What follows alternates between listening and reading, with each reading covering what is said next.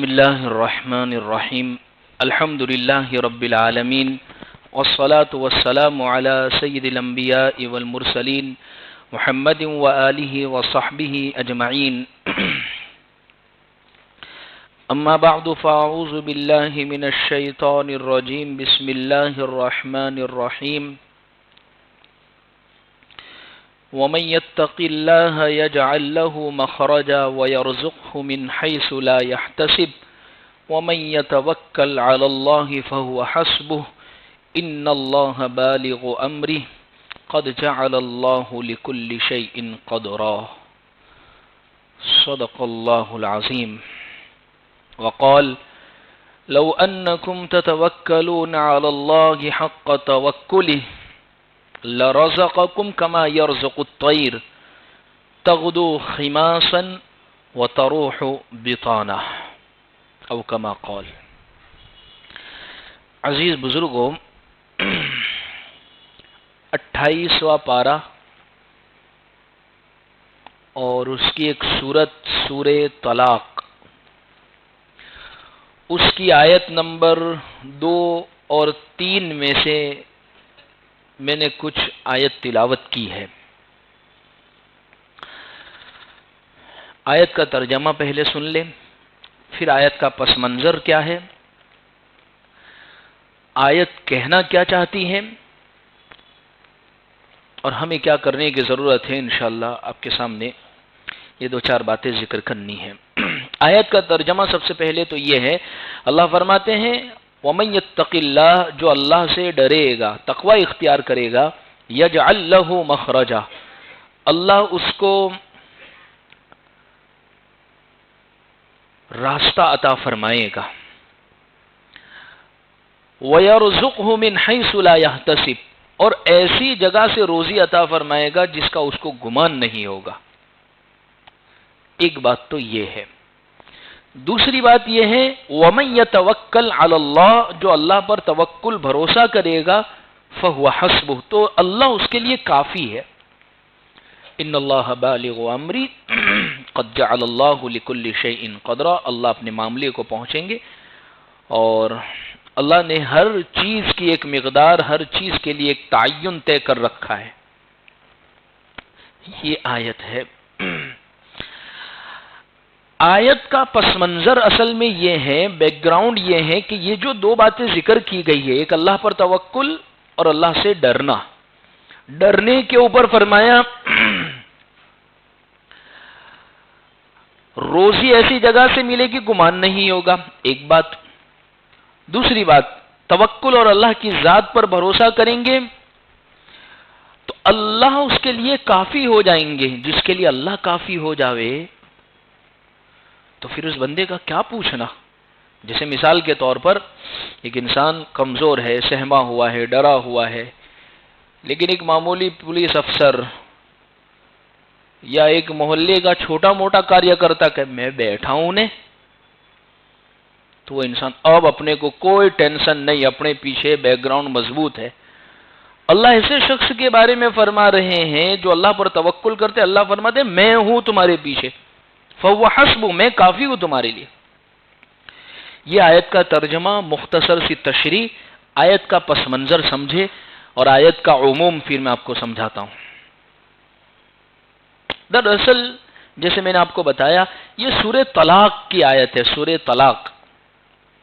اور قرآن مجید میں طلاق کے جو مسائل ہیں وہ ایک تو سورہ بقرہ کے 12ویں 13ویں رکوع میں بیان ہوئے ہیں، اور کچھ مسائل جو ہے طلاق کے وہ سورہ طلاق میں بیان ہوئے ہیں. میں مسائل بیان نہیں کرتا ہوں، ان مسائل کے بعد جو بات کہی جا رہی ہے وہ سمجھانا چاہتا ہوں. میاں بیوی کے درمیان میں طلاق ہو گئی، بعض مرتبہ عورتوں کو یہ لگتا ہے یا اسی طریقے سے ایک دوسرے فریق کو جو اس میں ہوتے ہیں ان کو ایسا معلوم ہوتا ہے اب ہمارا کیا ہوگا، اب کیسے گزر بسر ہوگا، اب زندگی میں نبھاؤ کیسے ہوگا، اب ہماری دنیا آگے کیسے بڑھے گی. یہ سب چیزیں ان کے سامنے ہوتی ہے، تو پھر ایسے وکیل ان کو ملتے ہیں جو ان کو صلاح بھی ایسی ہی دیتے ہیں. ہاں تو اپنے کیس ڈال دیں گے نا ان کے اوپر، کھادا خوراکی کا کیس. حالانکہ شرعی اعتبار سے اگر وہ بیٹھ کے مسائل کو حل کرے تو اللہ نے تمام آسانیاں ان کے لیے رکھی ہے. ایسا نہیں ہے جیسے ایک سوال اسلام کے اوپر یہ کیا جاتا ہے، ایک سوال یہ بات پوچھی جاتی ہے، وہ بیچاری کا کیا قصور تھا کہ اس کو فلانے نے مرد نے طلاق دے دی، اب وہ اپنے بچوں کو لے کر کہاں جائے، اور اوپر سے اسلام نے کھادا خوراکی کو بھی منع کر دیا ہے، مینٹیننس خرچ کو بھی منع کر دیا، تو اب اس بیچاری کا کیا قصور ہے؟ ذرا سمجھنے کی ضرورت ہے. شریعت اسلام نے اس کے لیے مینٹیننس کو منع کیا ہے، یعنی وہ ظلمن نہیں لے سکتی ہے کہ ابھی بھی آپ کی ہی جوابداری اور ذمہ داری بنے گی، دینا ہی پڑے گا، لیکن اس کے بچوں کی جو ذمہ داری نبھا رہی ہے، بچوں کا پورا خرچ باپ کے اوپر ہے، بچوں کے خرچ کے اعتبار سے اور بچوں کی کفالت اور پرورش جو کرے گی اس کا مستقل خرچ بیوی لے سکتی ہے. لیکن کوئی پوچھے تو صحیح، شریعت سے معلوم تو کریں، علماء مفتیان کرام دارالقضاء دارالافتاء سے ربط تو کرے. ایک جوش ہوتا ہے اس موقع پر، اب اس کی پتھاری پھرا دینی ہے، اس کو جیل کے سلیے بتا دینے ہیں، اب فلاں کے ساتھ ایسا کر دے رہا ہے. جذبات، انتقامی پہلو، یہ تمام چیزیں سامنے ہوا کرتی ہیں اور ہم شریعت کے اصول کو توڑ دیتے ہیں. خیر یہ پس منظر ہے. اللہ اس میں اس عورت کو، عورت کی فیملیز کو خاص طور پر یہ سمجھانا چاہتے ہیں کہ دیکھو وَمَن يَتَّقِ اللَّهَ، اگر اللہ سے ڈر کر اگر فیصلہ کروں گی. ایک بات ذہن میں آئی، یہ رشتہ یہاں ٹوٹ رہا ہے، اس کے بعد اللہ جو لفظ لائے قرآن کا ہے وَمَن يَتَّقِ اللَّهَ، ٹھیک. یہ رشتہ جب جڑا تھا، یعنی جب نکاح کی مجلس تھی، اور نکاح کی مجلس کے اندر جب امام صاحب نے، قاضی صاحب نے جب میاں بیوی کا نکاح پڑھایا تو اس موقع پر قرآن کی 3 آیتیں پڑھی تھی. یا ایھا الناس اتقوا ربکم الذی، والی ایک آیت، یا ایھا الذین آمنوا اتقوا اللہ وقولوا قولا سدیدا، یا ایھا الذین آمنوا اتقوا اللہ حق تقاته. یہ 3 آیتیں خطبے میں نکاح میں پڑھی جاتی ہے. تینوں آیتوں میں ایک لفظ بہت کامن آیا ہے، پہلی آیت میں بھی ہے، دوسری آیت میں بھی ہے، تیسری آیت میں، تینوں جگہ پر وہ لفظ آیا ہے. اور وہ کیا ہے؟ اتقوا اللہ، اتقوا اللہ، اتقوا اللہ، اللہ سے ڈرو، اللہ سے ڈرو، اللہ سے ڈرو. نکاح کا رشتہ جڑا، اس وقت بھی کہا دیکھنا اللہ سے ڈر کر یہ میاں بیوی تم دونوں زندگی کو گزارنا. جب نکاح ٹوٹنے پر آیا ہے، طلاق ہونے پر آئی ہے، تو اس موقع پر بھی یہی کہا گیا کہ دیکھو تم دونوں الگ علیحدہ ہو رہے ہو تو اب بھی اللہ سے ڈر کر زندگی گزارنا. یعنی اللہ نکاح ہوتے وقت بھی یہ سمجھا رہے ہیں کہیں بیوی کی محبت میں آ کر اپنے ماں باپ کو مت چھوڑ دینا، کہیں ماں باپ کی محبت میں آ کر بیوی کے ساتھ ظلم مت کر دینا، کہیں اپنی بیٹی کی محبت میں آ کر اس کا گھر خراب مت کر دینا، کہیں اپنے بیٹے کی محبت میں آ کر اپنی بہو پر ظلم مت کر دینا. یہ اس مجلس میں بات سنائی جا رہی ہے جس مجلس میں دولہے دلہن اور ان کے گھر والے سارے کے سارے موجود ہیں، اور یہ پیغام سنایا جا رہا ہے کہ اللہ سے ڈر کر زندگی گزارنا. اللہ کا ڈر اتنی بڑی چیز ہے، اتنی بڑی چیز ہے. دنیا کے اندر بڑے سے بڑی سختی، بڑے سے بڑی کسی کے اوپر زیادتی یا کسی کو بہت سمجھانا وہ کام نہیں کرتا ہے جو اللہ کا ڈر اور خوف کام کرتا ہے. جب انسان کے دل میں وہ آتا ہے، اللہ کا ڈر جب انسان کے دل میں آتا ہے، چاہے وہ لوگوں کی مجلس میں بیٹھا ہو یا تنہائی کے اندر ہو، چاہے کوئی اسے دیکھ رہا ہے یا کوئی نہیں دیکھ رہا ہے، اس کا معاملہ ہر وقت سیم ہی ہوتا ہے.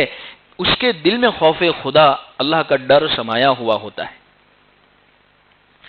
تو اللہ اس آیت میں، تو یہ اس آیت کا پس منظر ہے کہ طلاق کے بعد اس بیوی کے ساتھ یہ معاملہ ہو رہا ہے، اس کو اللہ سے ڈرنا چاہیے اور یہ فکر مت کرنا ہمیں کھلائے گا کون، پلائے گا کون. اللہ فرماتے وَيَرْزُقْهُ مِنْ حَيْثُ لَا يَحْتَسِبُ، ایسی جگہ سے اللہ روزی دیں گے تو تصور نہیں کر سکتی ہے. اور ہے حقیقی میں بات کہہ رہا ہوں کہ اللہ ایسا انتظام فرماتے اگر اللہ کی ذات پر توکل ہے تو، اگر اللہ سے ڈر ہے تو.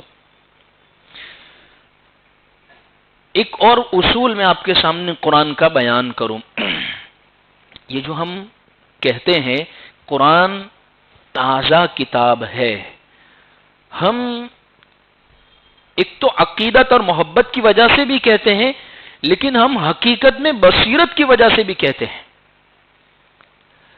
عقیدت اور ہمیں قرآن سے محبت ہے، ایک اس وجہ سے بھی ہم کہتے ہیں کہ بھئی قرآن تازہ کتاب ہے، اور ایک اس وجہ سے اور بھی دنیا کی بہت ساری کتابوں کو پڑھا، جتنا صحیح، جتنا بہترین، جتنا لوگوں کے فائدے کے لیے اور جتنا انسانیت کی کامیابی کے لیے اس کتاب نے بیان کیا ہے، شاید دنیا کی کسی کتاب نے بیان نہیں کیا ہے. اس کو کہتے ہیں بصیرت کی بنیاد پر. یہی تو وجہ ہے بہت سارے وہ نان مسلم اسکالرز جو تعصب اور دشمنی کا چشمہ پہنے ہوئے نہیں ہوتے ہیں، چاہے مسلمان ہونا نہ ہونا یہ دوسرے نمبر کی بات ہے، لیکن قرآن کو جب ایز اے کتاب اور ایز اے بہترین باتوں کے جب وہ لیتی ہے تو کہتی ہے کہ حقیقت میں اس کتاب نے ایک ایک لفظ جو بیان کیا ہے وہ بہت بہترین اور انسانیت کی کامیابی کے لیے بیان کیا ہے. تو میں اس سے ایک بات یہ سمجھانا چاہتا ہوں، قرآن چاہے کسی خاص واقعے کے بارے میں نازل ہوا ہو، لیکن بعد میں چل کر ہر وہ موقع اور ہر وہ سچویشن جو فٹ آ سکتی ہیں قرآن اس کے لیے عام طور پر ہوا کرتا ہے. جیسے مثال کے طور پر اب یہ قرآن یہ جو دو باتیں لایا ہے یہ تو دراصل اس عورت کو سمجھانے کے لیے لایا ہے کہ جس کا طلاق ہو چکا ہے. اب اس کو یہ فکر ہے میری روزی کا انتظام کیسے ہوگا، تو اللہ فرماتے اللہ سے ڈر، اور دوسری بات فرمائی اللہ پر بھروسہ کر. لیکن صرف اسی کو نہیں کہی جا رہی ہے، اب پوری کائنات اور پوری انسانیت کو یہ بات سمجھائی جا رہی ہے ہر وہ شخص جو اللہ سے ڈرے گا اللہ اس کو ایسی جگہ سے روزی عطا فرمائیں گے کہ اس کا گمان اور تصور نہیں ہوگا. اس لیے میں نے ایک حدیث بھی آپ کے سامنے پڑھی ہے رزق اور روزی کے معاملے کے اندر. فرمایا کہ لو انکم تتوکلون علی اللہ حق توکلی، کہ اگر تم اللہ کی ذات پر بھروسہ اور توکل کس کو کہتے ہیں؟ توکل کو بھی ذرا تھوڑا سا ہم سمجھے. آگے دوسری آیت میں وہی بات آئی ہے، ایک تو تقوی کی بات آئی ہے اور ایک آئی ہے توکل. توکل ہوتا ہے اللہ کی ذات پر بھروسہ کرنا. توکل کو تھوڑا سا ہم سمجھے. بہت سارے لوگ توکل کی غلط ڈیفینیشن سمجھتے ہیں. بہت سارے حضرات توکل کے غلط معنی کو لے جاتے ہیں. توکل کس کو کہتے ہیں؟ توکل کہتے ہیں اللہ کی ذات پر بھروسہ کرنا. اب کیسے کرنا بھروسہ وہ میں آپ کو سمجھاؤں. ایک صحابی آئے اللہ کے رسول صلی اللہ علیہ وسلم کی خدمت میں، حضور سے فرمایا حضور میری ایک جانور کے متعلق فرمایا یہ ہے اونٹ. حضور میں کیا کروں، اس کو چھوڑ دو اللہ توکل، جیسے ہم کہتے ہیں نا بہت سارے ارے اللہ توکل، ارے یہ بیماری، ارے کھاؤ جو کھانا وہ اللہ توکل. تو یہ توکل کا مطلب غلط نکالا ہے ہم نے. کوئی بھی کام کر ارے اللہ توکل، یہ غلط نکالا. اچھا ٹھیک ہے یہ بھی توکل کا مطلب ہے، یہ بھی اللہ کی ذات پر توکل ہے، لیکن جیسے ہی نقصان ہوا تو پھر وہ اللہ کی ذات میں شکوک اور شبہات پیدا کرنے لگتا ہے. اگر یہی توکل ہے تو پھر ایسا توکل تو حضرت ابوبکر صدیق کا تھا. ایک حدیث میں حضور نے فرمایا کہ فر من المجذوب کفرارک من الاسد. وہ آدمی جس کو برس کی بیماری ہے، کوڑی کی بیماری ہو، جس کو ہو گیا ہو، اس سے ایسے دور بھاگو جیسے شیر کو دیکھ کر بھاگتے ہو. ٹھیک.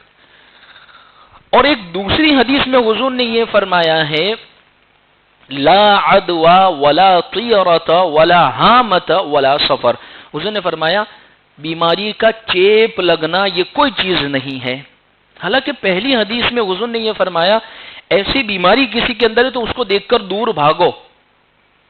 وجہ اس لیے کہ وہ بیماری کہیں تمہیں بھی نہ لگ جاوے، اس حدیث میں حضور نے یہ فرمایا کہ وہ بیماری کہیں تمہیں نہ لگ جاوے، اور دوسری حدیث میں حضور نے یہ فرمایا کہ بیماری کا لگنا، چیپ کا لگنا کوئی چیز نہیں ہے۔ میں اس لیے بار بار کہتا ہوں کہ علم دین جو ہے وہ علماء سے حاصل کرے، ورنہ اس طریقے کی حدیث آئے گی تو پھر انسان گمراہ ہو جائے گا کہ یہ تو حدیثوں میں بات ٹکرا رہی ہے، ایک حدیث میں تو یہ بات کہی جا رہی ہے، دوسری حدیث میں یہ۔ لیکن دراصل علماء سے، جنہوں نے استاذوں کے سامنے بیٹھ کر علم دین کو حاصل کیا ہے، جنہوں نے کتاب کو اصل سے رجوع کر کے ترجمے اور آڈیو سن کر علم حاصل نہیں کیا ہے، جنہوں نے اصل کتاب عربی سے مراجعات کر کے علم حاصل کیا ہے، اور حدیث رسول اور حضور کی جو حدیث ہے اس کو سمجھے ہیں۔ دیکھیں، دو الگ الگ باتیں ہیں۔ دراصل یہ جو بات کہی گئی ہے کہ کوڑی سے بیمار آدمی کو دیکھ کر ایسے بھاگو جیسے شیر سے بھاگتے ہو، یہ ایسے شخص کے لیے ہے جو آدمی وہمی ہو۔ وہمی کا مطلب جس کو ہر تھوڑی دیر میرے کو لگ جائے گا چپ مجھے، تو اس کو پہلے ہی حضور نے فرمایا تو پہلے سے احتیاط کر لے، ورنہ بیماری تو دے گا اللہ اور تو دماغ میں لے لے گا، دیکھیں میں وہاں گیا تھا نا تو اس کی وجہ سے مجھے لگا ہے۔ اس کے بارے میں یہ حدیث ہے کہ تم بیمار کے پاس جاؤ ہی مت، اور وہ شخص جس کا توکل اللہ کی ذات پر بڑا مضبوط ہے کہ وہ بیمار کے ساتھ بیٹھ رہا ہے، بیمار کے ساتھ رہ رہا ہے، بیمار کے ساتھ کھا رہا ہے، اور اس کو بیماری لگ گئی، بیماری لگنے کے بعد بھی اس کے زبان کا جملہ یہ ہوگا اللہ کی طرف سے ہے۔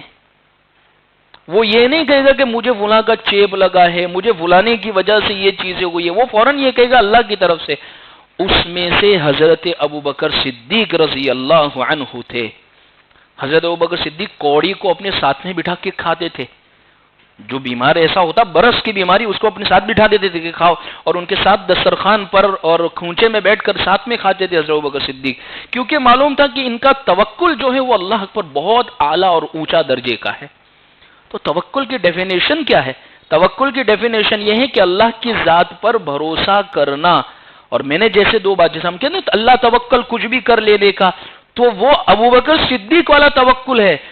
تو پھر اگر تکلیف آئی، پریشانی آئی، کچھ بھی آیا تو پھر زبان سے یہ نہیں کہ ہاں کاش کہ میں احتیاط کر لیتا، میں نے نہیں مانی تھی اور فلاں نہیں ہوا تھا، پھر یہ الفاظ نکل رہے، اس کا مطلب وہ توکل نہیں تھا، وہ اصل میں کھانا تھا اس ٹائم پہ، وہ کرنا تھا وہ کام، تو بس زبان سے یہ جملے کہہ دیے گئے۔ توکل کا مطلب یہ ہے اسباب جتنے بھی ہیں وہ سب اختیار کرنا۔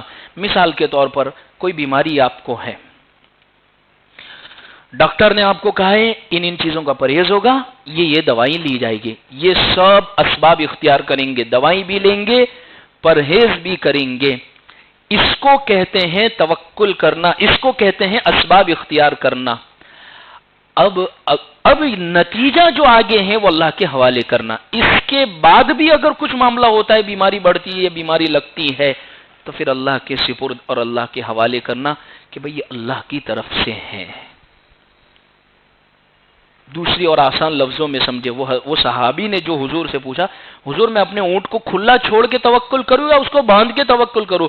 تو حضور نے فرمایا تم اپنے اونٹ کو باندھ دو، اور باندھنے کے بعد اس رسی پر بھروسہ مت کرو کہ میں نے تو بہت مضبوط باندھ دیا ہے، اب یہ رسی پر میرا بھروسہ ہے، اتنی مضبوط رسی تو کہیں نہیں ملتی ہے، میں نے تو سانکل سے باندھ کے رکھا ہے۔ اب باندھنے کے بعد اب توکل اللہ کی ذات پر کہ اللہ میری طرف سے جتنا بھی کرنا تھا میں نے کر لیا، اب اللہ آپ اس کی حفاظت فرمانا، اس کو کہتے ہیں توکل۔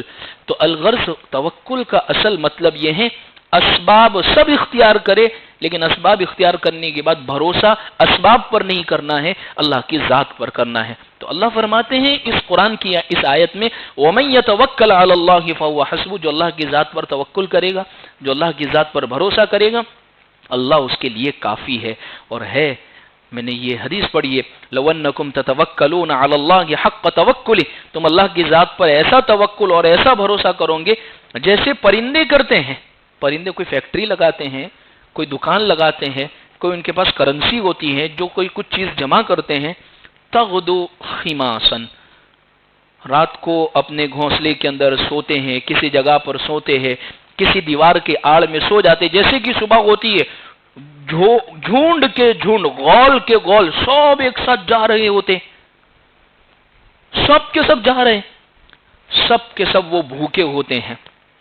صبح نکلتے ہیں تو بھوکے ہوتے ہیں، اور شام کا وقت اب عصر مغرب کے آس پاس وقت دیکھے پھر واپس وہ پورے کے پورے جھنڈ اور گول بنا کر واپس آ رہے ہوتے ہیں۔ اللہ حدیث میں فرمایا وَتَرُوحُ بِطَانًا، جب شام کو جب واپس لوٹتے ہیں تو پیٹ بھرے ہوئے لوٹتے ہیں۔ انہوں نے تو کچھ بھی نہیں لگایا ہے۔ اللہ دراصل اس آیت میں سمجھانا یہ چاہتے ہیں کہ اللہ پر بھروسہ کرنا، توکل کرنا، اور اللہ سے جو ڈرتا رہے گا تو اللہ اس کو ایسی جگہ سے رزق اور روزی عطا فرمائیں گے کہ بندے کا گمان نہیں ہوگا۔ ایک واقعہ بتا کر میں اپنی بات کو مکمل کروں۔ حضرت ام سلمہ رضی اللہ عنہ جو حضور کے نکاح میں آئی بعد میں، ان کا واقعہ لکھا ہے کہ ان کے شوہر حضرت ابو سلمہ کا انتقال ہو گیا۔ تو حضور سے ایک حدیث حضرت ابو سلمہ نے سیکھی تھی ایک بات، اور حضرت ابو سلمہ نے اپنی بیوی ام سلمہ کو وہ بات سکھا دی تھی، اور وہ بات یہ سکھائی تھی کہ جب بھی حالات آوے، پریشانی آوے، اور جب بھی تنگی اور تکلیف آوے تو اس موقع پر یہ دعا پڑھنا، اللہم اجرنی فی مصیبتی واخلفنی خیرا منہا، اللہ اس مصیبت میں ہمیں بہت اچھا اجر اور بدلہ دیجئے اور اس کا بہترین بدل ہمیں عطا فرمائیے۔ حضرت ابو سلمہ ان کے شوہر کا انتقال ہوا، صحابی رسول، نمازی، عبادت گزار، نیک، حضور کے چہیتے، اور کیا چاہیے، اتنے نیک۔ لیکن حضرت ام سلمہ نے اپنے شوہر سے وہ بات سنی تھی جو ان کو حضور نے بتائی تھی۔ انہوں نے اللہ کی ذات پر توکل کرتے ہوئے، اللہ کی ذات پر بھروسہ کرتے ہوئے اس کا اہتمام اور اس کو پڑھنا شروع کیا۔ اللہ یہ مصیبت آئی ہے، اس میں ہمیں بہترین بدل دینا اور اس کا اچھا بدلہ ہمیں عطا فرمانا۔ لیکن وہ دل ہی دل میں سوچتی ہے حضرت ام سلمہ، اب اس کا بہترین بدل اور کیا ہو سکتا ہے، میرے شوہر سے اچھا تو اب کون ہو سکتا ہے۔ لیکن اللہ پر توکل ایسی چیز ہے کہ جب اللہ عطا فرماتے ہیں بندے کا گمان نہیں ہوتا ہے۔ اس لیے آگے کی آیت میں یہی فرمایا، ان اللہ بالغ امر قد جعل اللہ لكل شیء قدرا، اللہ نے ہر چیز کے لیے ایک مقدر اور ایک اندازہ بنا کر رکھ دیا ہے۔ حضرت ام سلمہ اہتمام کرتی رہی، پڑھتی رہی۔ اب ان کے وہم و گمان میں یہی تھا کہ اللہ کی ذات پر توکل کرتے ہوئے، اللہ کی ذات پر بھروسہ کرتے ہوئے میں یہ چیز پڑھ رہی ہوں، اللہ بہترین راستہ، لیکن ظاہری اسباب نہیں نظر آ رہے تھے۔ ایک دن اللہ کے رسول صلی اللہ علیہ وسلم حضرت ام سلمہ کی خدمت میں تشریف لائے اور فرمایا، ام سلمہ، اللہ تبارک و تعالی نے یہ حکم دیا ہے کہ میں آپ کے ساتھ نکاح کروں۔ حضرت ام سلمہ تو ایک دم شوق اور ایک دم یوں کہہ لیجئے کہ سوچ میں پڑ گئی کہ حضور آپ کیا فرما رہے ہیں، یعنی آپ کے تصور، آپ کے خیال میں نہیں تھا حضرت ام سلمہ کے کہ حضور کا رشتہ آئے گا میرے لیے۔ اچھا، حضرت ام سلمہ نے اس کو ٹالنے کی کوشش کی کہ حضور میں غصے والی عورت ہوں، کہا میرے ساتھ نکاح کرنے کی وجہ سے اللہ تیرے غصے کو ٹھنڈا کر دے گا۔ حضور میں بچے والی عورت ہوں، ام سلمہ کے 2-3 بچے بھی رہے، تو حضور نے فرمایا نکاح کے بعد وہ بچے میرے بھی ہو جائیں گے۔ یہی تو واقعات نہیں وہ ملتے ہیں 2-3 واقعات حدیث کے اندر کہ ایک بچہ دوڑتا ہوا آیا، تو یہ ام سلمہ کے بچے تھے۔